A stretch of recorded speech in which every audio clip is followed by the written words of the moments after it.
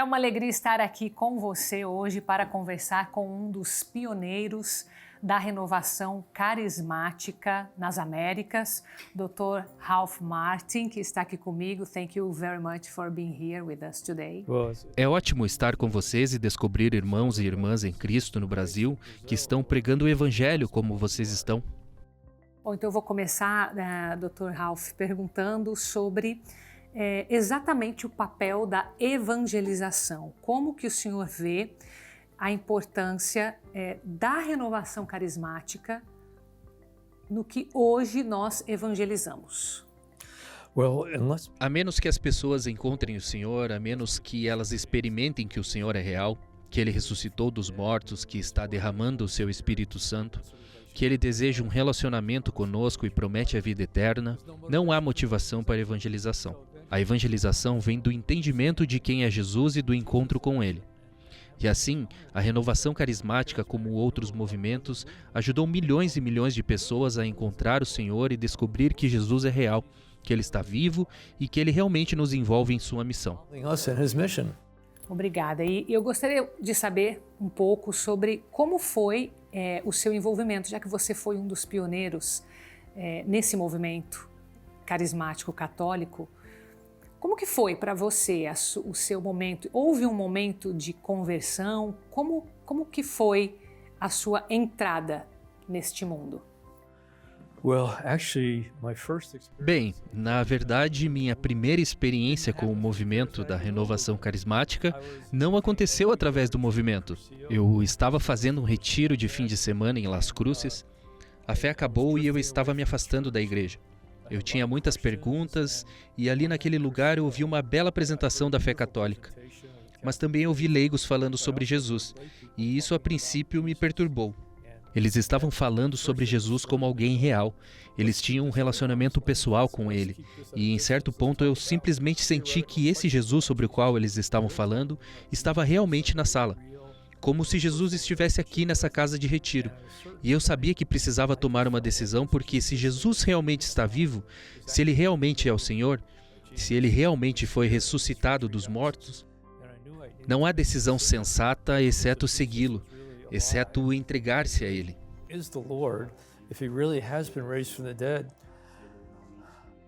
A princípio, tentei fazer um acordo, tipo, Senhor, eu voltarei à missa se você apenas me deixar seguir com a minha vida. Mas eu sabia que não se faz acordos com o Senhor, que a única resposta sensata a Jesus, se Ele é o Senhor, é a rendição incondicional. Então, finalmente, no último dia daquele retiro, na manhã de domingo, eu me humilhei e fui ao sacramento da reconciliação, me reconciliando com o Senhor, com a igreja, e então, no final do retiro, eu senti tanto amor pelas pessoas ali. Eu simplesmente experimentei o amor de Deus sendo derramado no meu coração.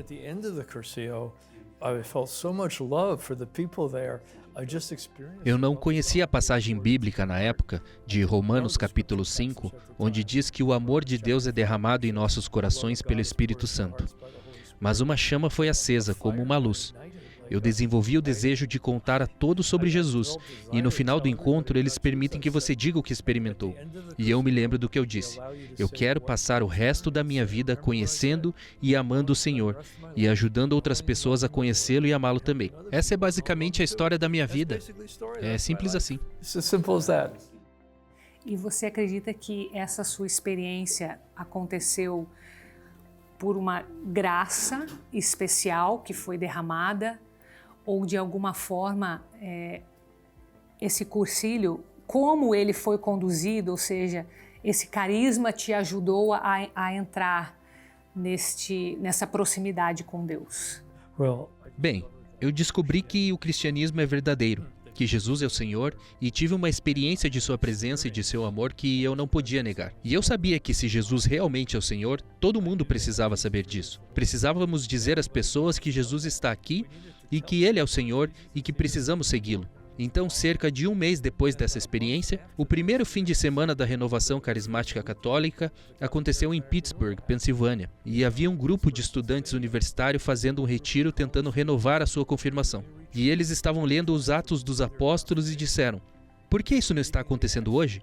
Precisamos do Espírito Santo fazendo as mesmas coisas hoje que fez na igreja primitiva. E eles, um por um, começaram a ser guiados para a capela pelo Espírito Santo e se prostraram diante do Santíssimo Sacramento. E começaram a experimentar diferentes dons carismáticos do Espírito, como falar em línguas e profecias e coisas assim. E eles eram nossos amigos. Então eles nos contaram o que estava acontecendo. Então fomos visitá-los e eu disse: é isso que aconteceu comigo. Mas eu senti que agora havia um apoio comunitário para isso. E havia uma compreensão teológica disso. E a partir então desse encontro ali da Pensilvânia, uma semana depois da sua experiência, os teus amigos também sentiram algo muito parecido e foi onde começou a renovação carismática.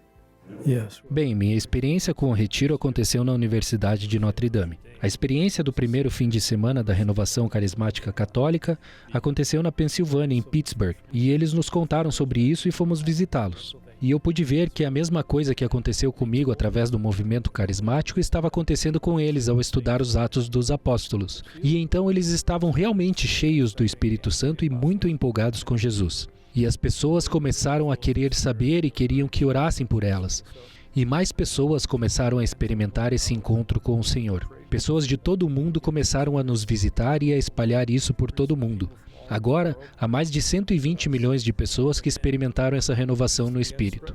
Mas eu acho que o Senhor queria que eu experimentasse isso, independentemente do movimento da renovação carismática, apenas para mostrar-me que era para todos. Você não precisa se juntar a um movimento para experimentar o fogo em seu coração pelo Espírito Santo, mas você precisa pedir a Deus que faça isso por você.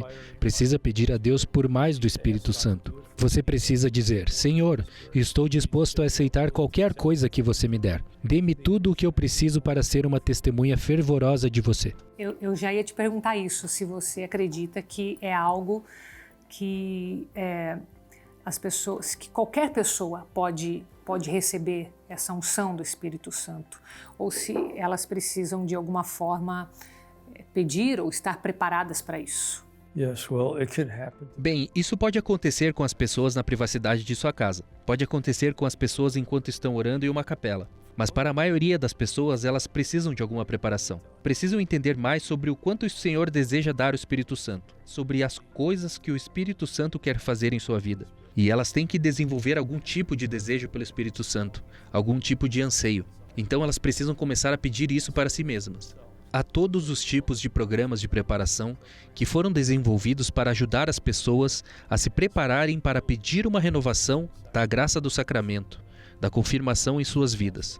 Como São Paulo diz a Timóteo: acenda em chama o dom que você recebeu pela imposição das minhas mãos. E assim, todos nós recebemos o dom do Espírito Santo através do batismo e da confirmação. Mas muitas vezes ele fica meio dormente e precisa ser aceso através da pregação, do ensino e da oração.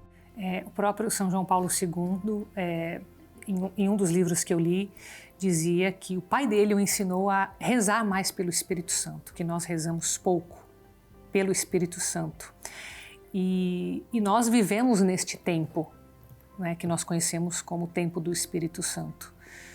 Como você acredita que nós podemos evangelizar mais essa pessoa do Espírito Santo? Bem, na verdade, todos os papas, desde São João XXIII, passando por São Paulo VI, São João Paulo II, Papa Bento e até o Papa Francisco, têm orado fervorosamente para que o Senhor envie o novo Pentecostes à Igreja.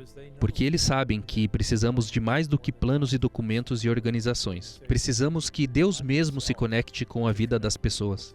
E assim, essa tem sido a oração fervorosa de todos os papas por um novo Pentecostes na Igreja. E há todos os tipos de programas agora desenvolvidos para ajudar as pessoas a responderem os dons do Espírito Santo em suas vidas. As Escrituras dizem que o Espírito Santo dá a cada pessoa dons. Então, cada pessoa batizada recebeu dons espirituais do Espírito Santo. Não temos os mesmos dons, mas há 3 ou 4 listas diferentes de dons no Novo Testamento. E não é para ser exaustivo. Há os dons mais espetaculares, como falar em línguas e profecia, curas e milagres. Mas há também os dons ordinários de sabedoria, conhecimento, administração, encorajamento e generosidade ao dar dinheiro. Há todas as diferentes maneiras em que o Espírito Santo quer trabalhar entre diferentes pessoas para ajudar todo o corpo de Cristo a crescer. E como você acredita, falando em evangelização, que nós podemos evangelizar mais, claro, pela pessoa de Jesus Cristo, mas também levando o Espírito Santo? Bem, eu acho que precisamos começar com Jesus. Jesus diz: se você crer em mim, rios de água viva virão de sua alma. Eu acho que a evangelização precisa começar ajudando as pessoas a entender quem é Jesus e abrindo seus corações para Ele.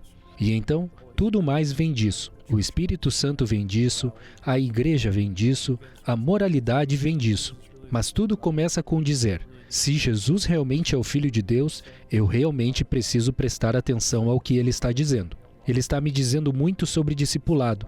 Ele está me dizendo muito sobre o Espírito Santo. Ele está me dizendo muito sobre Deus Pai. Ele está me dizendo muito sobre tomar nossa cruz e segui-lo. E as pessoas não precisam ter diplomas avançados em teologia para serem evangelistas. Você conta às pessoas a sua história. É difícil argumentar com alguém que teve uma experiência, mas você pode argumentar sobre argumentos, sabe? Ou de alguém um livro, ou com vídeos para um evento, ou apenas de tantas maneiras naturais de evangelizar. Muito obrigada, Dr. Ralph Martin, por estar aqui com a gente, por compartilhar da sua sabedoria, da sua experiência, principalmente desse divino que habita em você aqui com a gente.